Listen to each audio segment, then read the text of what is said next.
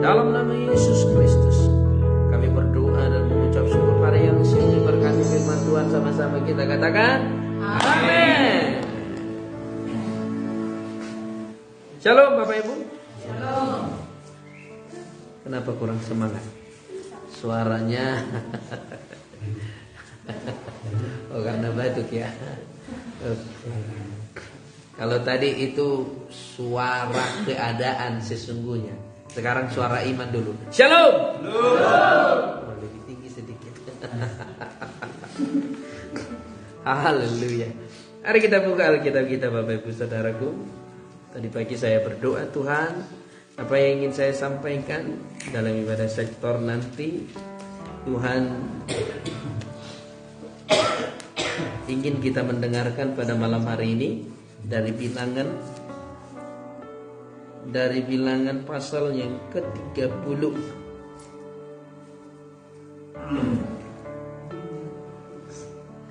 Bilangan pasal yang ke-30. Ayat yang pertama sampai dengan ayat yang ke-16. Ya, sebenarnya ini cocok kok banyak ini di apa ini? Di ibadah wanita. Karena ini khusus wanita. Kita para pria santai dulu, slow. Bilang, tapi jangan pulang ya. Ya, jangan pulang para pria. Kita santai dulu, ini khusus wanita dulu ya. Ini pesan Tuhan. Bapak Ibu Saudaraku yang terkasih, yuk mari kita buka Bilangan pasal yang ke-30. Ini penting. Saya nggak tahu kenapa ini khusus untuk wanita. Tuhan yang bilang di sini ya, bukan karangan saya. Karena memang setelah saya perhatikan, yang paling banyak itu bernajar itu perempuan. Tuhan, anak-anakku kuserahkan samamu. Tuhan, kalau nanti jualanku laris 1/10 samamu.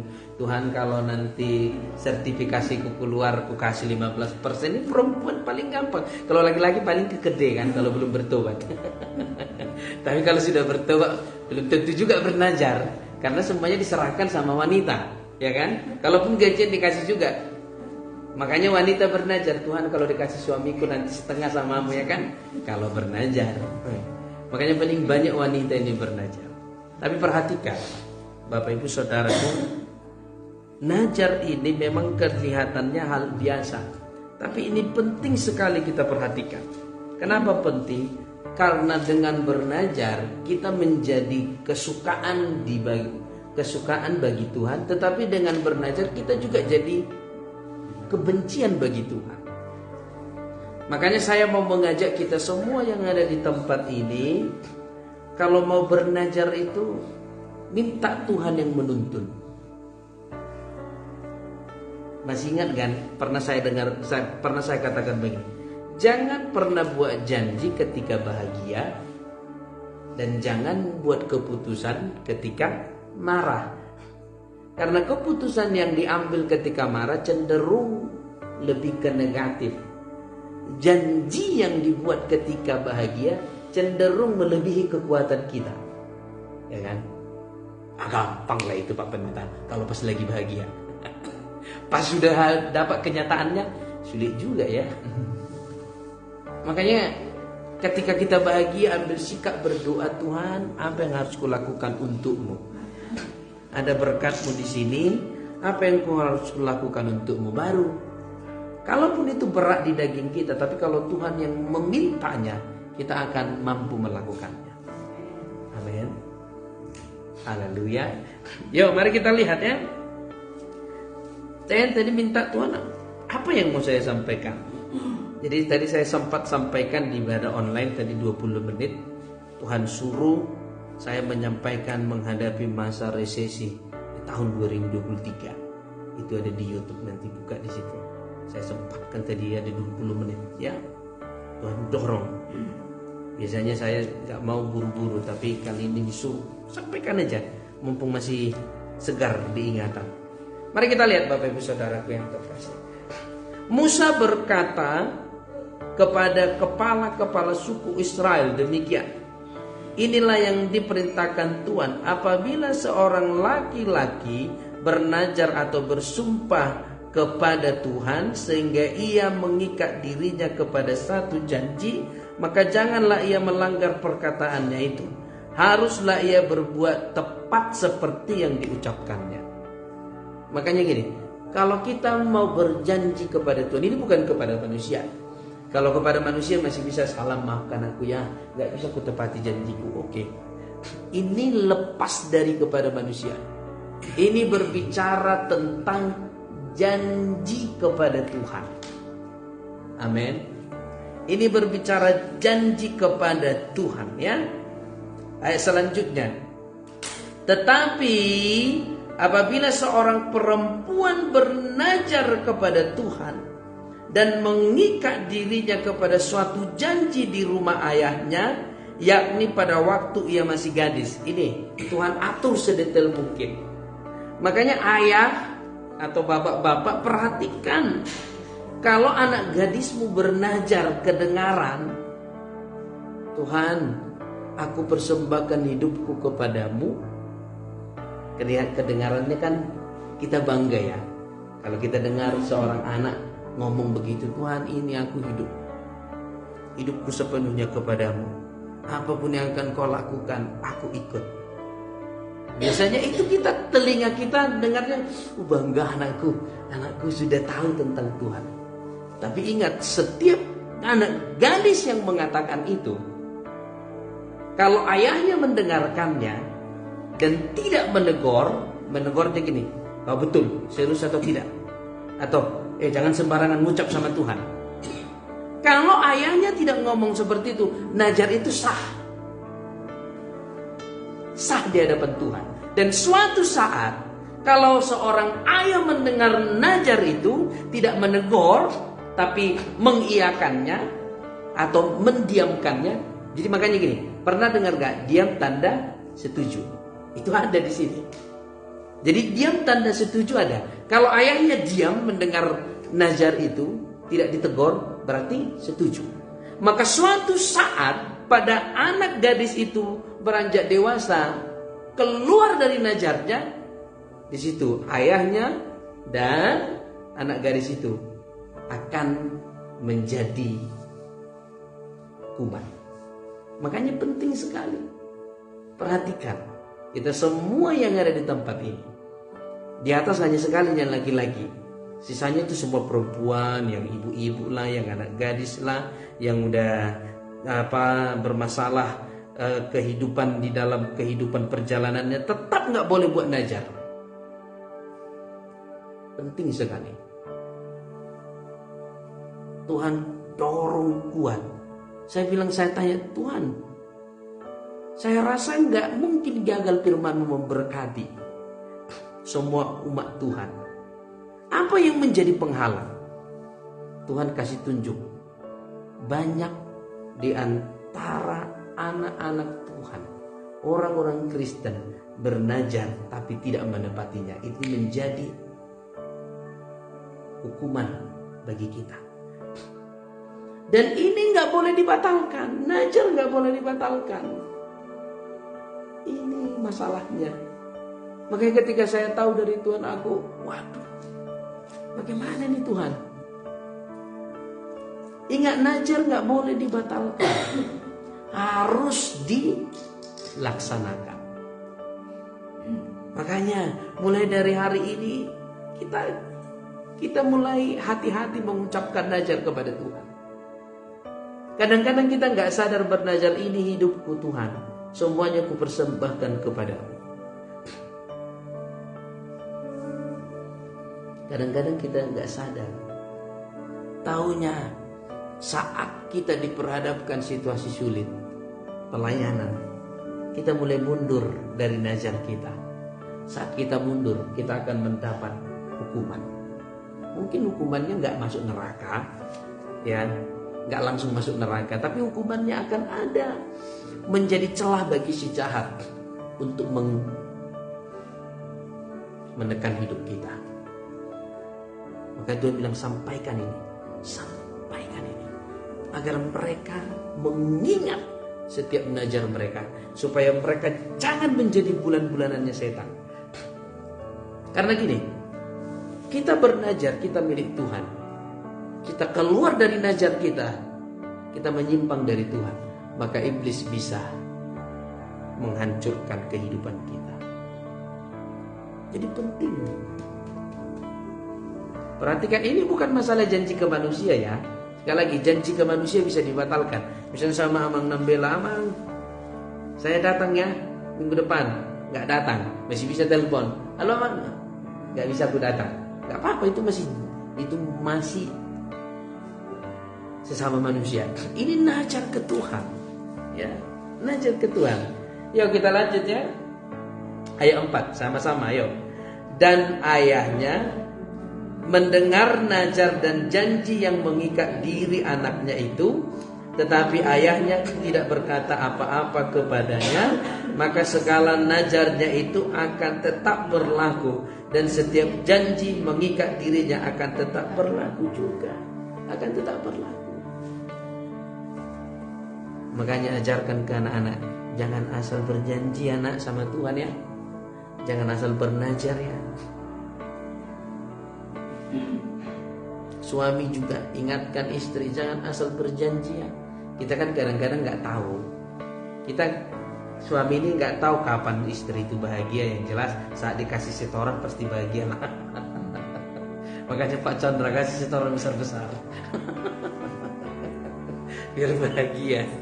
Ya, mungkin walaupun kata orang uang tidak menjamin kebahagiaan, tapi lihat betapa bahagianya mereka yang punya uang, ya kan?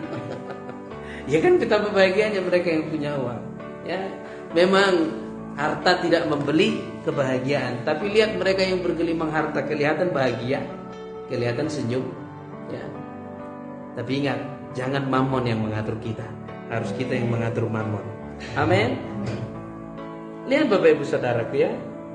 Ayat yang kelima, tetapi jika ayahnya melarang dia pada waktu mendengar itu, maka segala najar dan janji yang mengikat diri anaknya itu tidak akan berlaku, dan Tuhan akan mengampuni perempuan itu, sebab ayahnya telah melarang dia. Mengampuni, maka ada pengampunan.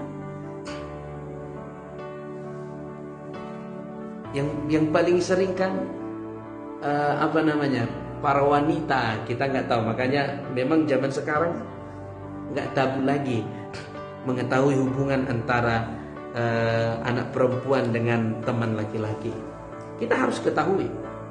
Kadang-kadang karena saking bahagianya dia bernajar kepada Tuhan, Tuhan kalau dia menjadi pasanganku nanti aku begini, aku nanti begini.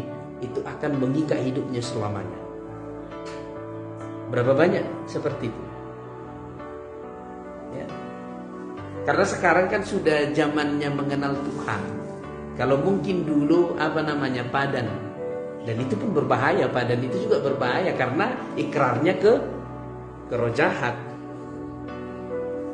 Ini ke Tuhan. Jadi hari ini periksa apa yang sudah pernah engkau najarkan kepada Tuhan sampai engkau lupa, bukan karena niat gak melakukannya, tapi lupa. Tuhan katakan, Tuhan, aku mau menggenapi najarku, tolong aku Tuhan. Ada berapa banyak orang bernajar, kalau aku disembuhkan aku melayani Tuhan. Tapi apa yang terjadi? Setelah disembuhkan malah menjauh dari Tuhan. Itu sampai selama-lamanya mengikat. Ada berapa orang, kalau aku nanti jadi diterima kerja ini, diterima jadi karyawan, diterima jadi PNS, pokoknya hidupku untuk Tuhan. Taunya enggak untuk Tuhan. Itu juga perhatikan. Kalau enggak, itu akan menjadi akses jalannya setan untuk menghukum kita. Ya, amin. Tetapi jika perempuan itu bersuami dan ia masih berhutang karena salah satu najar atau salah satu janji yang diucapkan begitu saja dan yang mengikat dirinya, dan suaminya mendengar tentang hal itu tetapi tidak berkata apa-apa kepadanya, pada waktu mendengarnya maka najarnya itu akan tetap berlaku, dan janji yang mengikat dirinya akan tetap berlaku juga. Saya sering dengarkan begini, ada kesaksian, Pak Pendeta, nanti kalau anakku ini sudah berubah, kami semua melayani. Sering saya dari telepon orang dari luar pelayanan online. Saya katakan, Bu, jangan menyogok Tuhan dengan nazar. Bagus bernazar, tapi utamakan melakukannya. Ayo, perhatikan, ingat. Tuhan, ingatkan aku akan nazarku, supaya aku berkenan di hadapan. Ingatkan aku akan nazarku, supaya aku berkenan di hadapan. Tuhan taruh di hati saya jelas sekali masalah nazar ini, jelas. Ya, agar Tuhan berkenan kepada kita. Ini penting. Ingat, ini janjimu kepada Tuhan, bukan kepada manusia. Kalau kepada manusia, ampuni aku ya, maafkan aku ya, selesai. Ya. Tetapi apabila, ini sudah tadi ayat 9, mengenai nazar seorang janda atau seorang perempuan yang diceraikan, segala apa yang mengikat dirinya akan tetap berlaku baginya. Jika seorang perempuan di rumah suaminya bernazar atau mengikat dirinya kepada suatu janji dengan bersumpah, dan suaminya mendengarnya tetapi tidak berkata apa-apa kepadanya dan tidak melarang dia, maka segala nazar perempuan itu akan tetap berlaku, dan setiap janji mengikat diri perempuan itu akan tetap berlaku juga. Makanya begini, kalau para istri mau bernazar, usahakan bersama-sama dengan suami. Aku berniat begini loh, bagaimana, setuju? Aku berniat begini, bagaimana, sepakat? Kalau sudah sepakat, lakukan. Saya pernah ketemu, bukan di sini ya, bukan di sini. Saya pernah ketemu, minta didoakan mobilnya karena ingin dijual. Dulu mobilnya ini besar, ingin dijual. Sudah lama dijual, nggak ada pembelinya. Lalu dia bilang begini, Pak Pendeta, ini sudah lama tidak ada yang beli, padahal saya perlu uang. Saya bernazarlah, saya sudah siapkan. Nanti kalau terjual, ya kan? Kalau terjual, saya kasih sama Tuhan, bukan sama pendeta. Saya kasih sama Tuhan. Saya kan lupa, gak ingat lagi. Dijuallah mobilnya ini. Saya nggak tahu berapa harganya, tapi yang jelas itu mobilnya besarlah, bus waktu itu. Lupa. Lalu Tuhan bilang, ingatkan keluarga itu tentang nazarnya. Kayak minta laku Tuhan gitu kan. Gak apa-apa, ingatkan agar mereka dipulihkan. Waktu itu saya tahulah kan, karakter saya kan gak mau langsung 100%. Saya belok mengenai nazar begini. Kayaknya mereka mengerti, tapi gak dilakukan. Tapi yang terjadi, semua mobilnya habis terjual, tapi keadaannya tidak pulih. Itulah karena sudah masuk kepada perangkap daripada si jahat. Jadi supaya pekerjaan kita berhasil, seluruh kehidupan kita berhasil, ayo, yang sudah bernazar melayani Tuhan, melayanilah. Amin. Yang sudah bernazar mengabdi kepada Tuhan, mengabdilah kepada Tuhan. Walaupun rasanya sakit, walaupun rasanya berat, rasanya sulit, tapi lakukan. Karena itu berlaku sampai selama-lamanya. Apalagi kita ngomong, sampai aku kembali ke surga, aku menjadi pelayan Tuhan. Wah, ini gak ada harapan lagi untuk lepas. Berarti sampai mati kita akan melayani Tuhan. Walaupun tidak nyaman, berat, tapi kalau sudah bernazar, lakukan. Amin. Kenapa agak berat? Amin. Haleluya. Lihat Bapak Ibu Saudara, kita akan diberkati semua nantinya. Ya. Makanya saya bukan karena sudah tahu ya, tapi saya paling, kalau bernazar itu saya pikirkan dulu apa yang perlu saya nazarkan. Ya. Yang pernah saya katakan sama Tuhan, kemanapun Tuhan utus saya siap. Makanya ada yang ngajak, yuk ke sana, yuk ke sana. Kalau bukan Tuhan yang memutus, saya tidak akan pergi. Ada ngajak ke Jakarta, ada ngajak di Medan. Ya. Pernah ada seorang hamba Tuhan mengajak, Pak, di sini aja pas lagi kosong pendeta di sini. Ada rumah, ada mobil. Wah enak yuk. Jakarta lagi. Jadi kalau aku datang ke Sidikala, pengkhotbah dari Jakarta. Bukan lagi pengkhotbah dari Sidikala. Ya kan? Jadi Bapak Ibu Saudara lebih bangga ngasih brosurnya. 2 kesembuhan, pengkhotbah dari Jakarta. Padahal stok lama ya kan. Orangnya aja yang pindah kota, tapi stoknya lama. Ada loh yang ngajak, mobil disediakan, rumah disediakan, dan juga makanan disediakan. Karena saya sudah bernazar kepada Tuhan, kemanapun Tuhan utus saya siap. Kalau bukan Tuhan yang utus, saya tidak akan bergerak. Walaupun saat pernah titik seperti ini, saya berada titik seperti ini, saya ngomong sama Tuhan, Tuhan, bukan marah ya, tapi berkata dalam iman, masa gini-gini aja terus?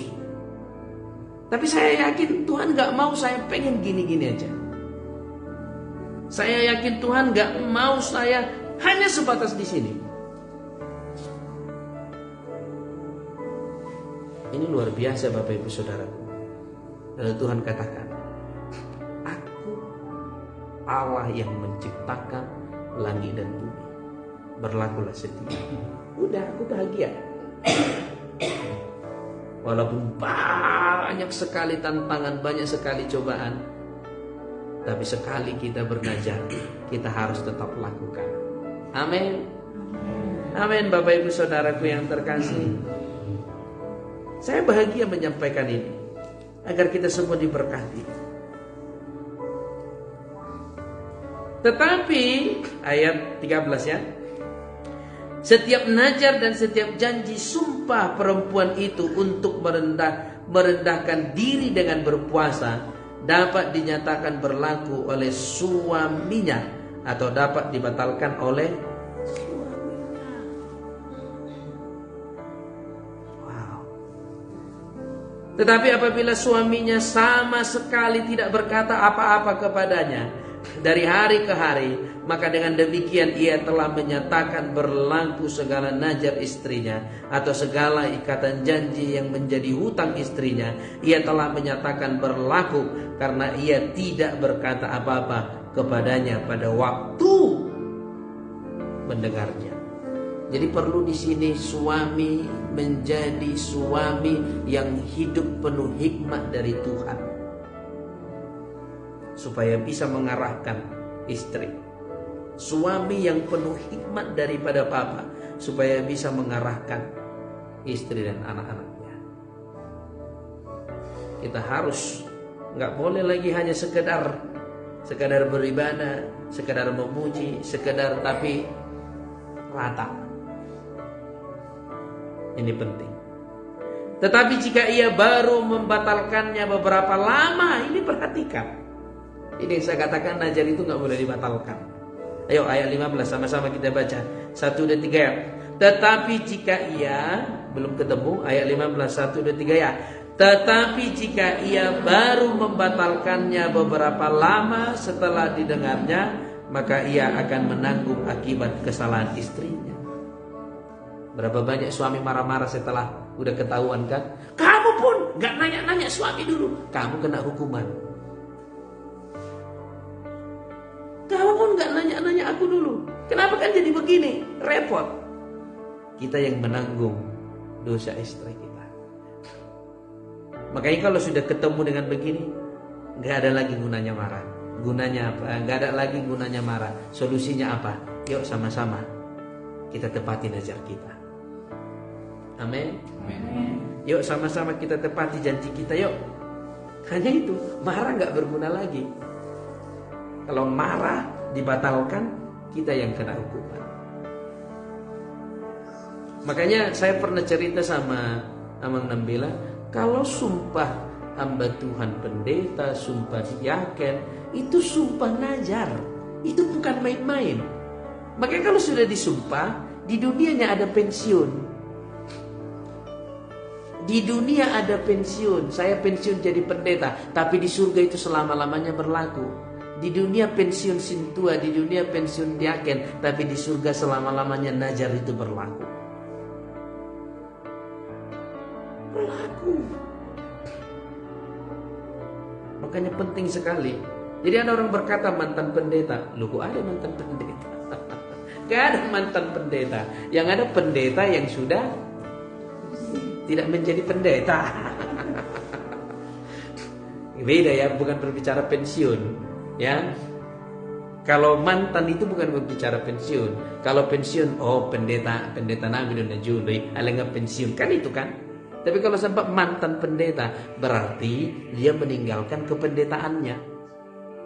Masalahnya nggak ada mantan pendeta, selamanya berlaku di mata Tuhan.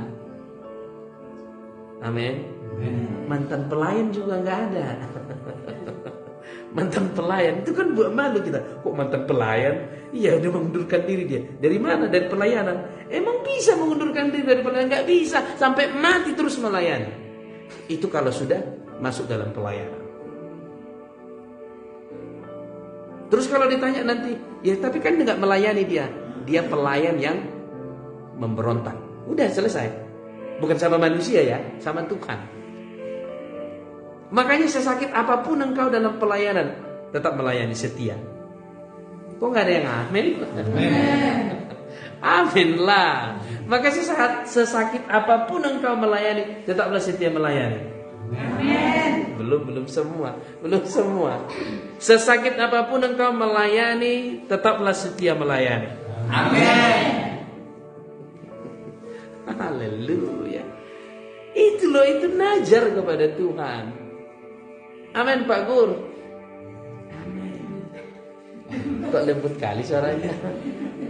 Belum, nanti Pak, udah ada kok mie di belakang. Tinggal makan kita. Ya, tinggal bagaimana kita menepatinya.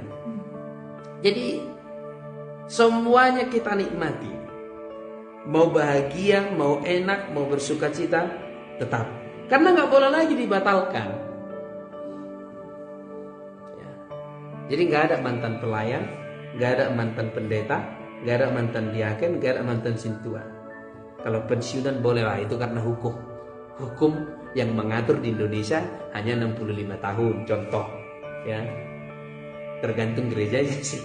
Kalau misalnya gereja pakai sampai 80, pakai aja terus, nggak masalah. Sampai berkata kamu masih siap kalau jauh. Boleh lah kalau udah begitu kan, nggak apa-apa ya. Sampai pakai tongkat, ada song begatinya kena posong, sampai kayak gitu ya. Ayo lalu jadi kena baju. Kayak gitu. Kenapa Pak Chandra ketawa? Tapi memang begitu, kelihatannya lucu tapi begitu loh. Ya.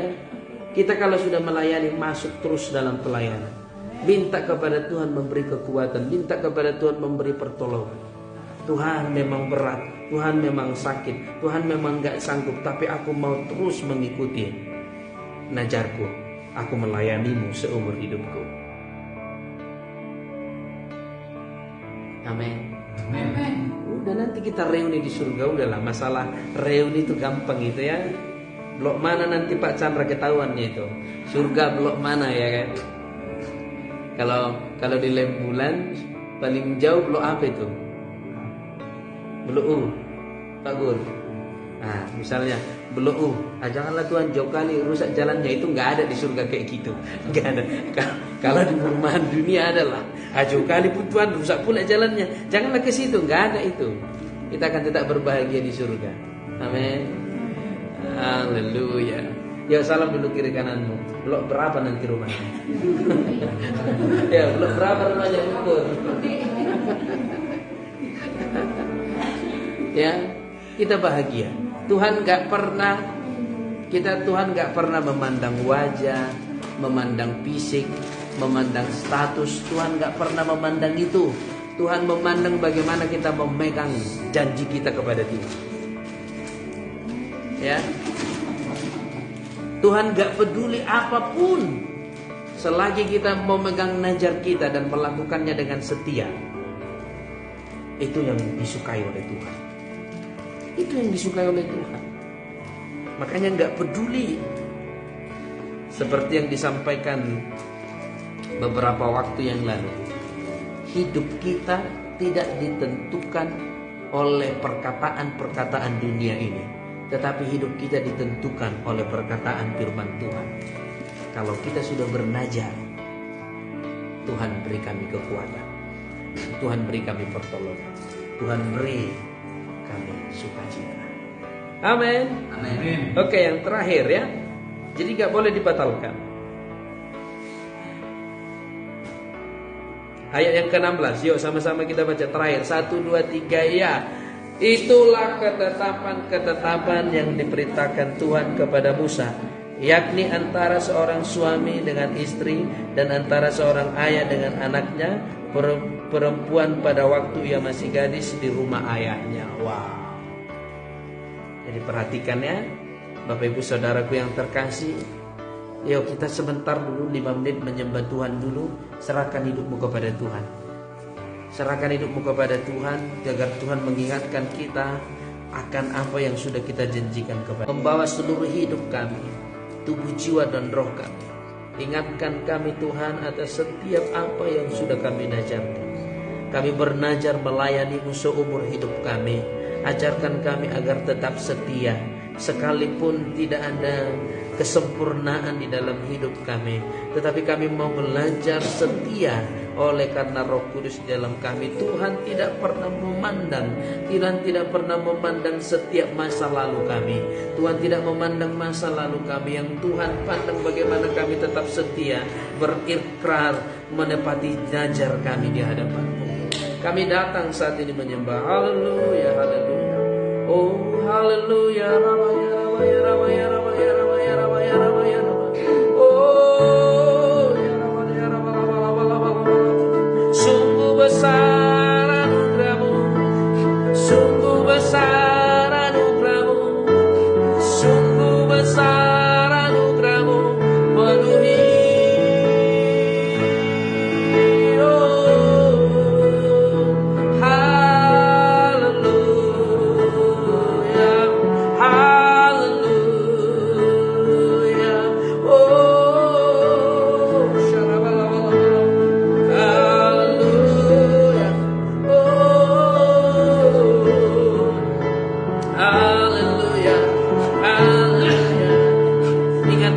Setiap janji kami Tuhan, agar kami terus setia menepati najar kami, setia menepati janji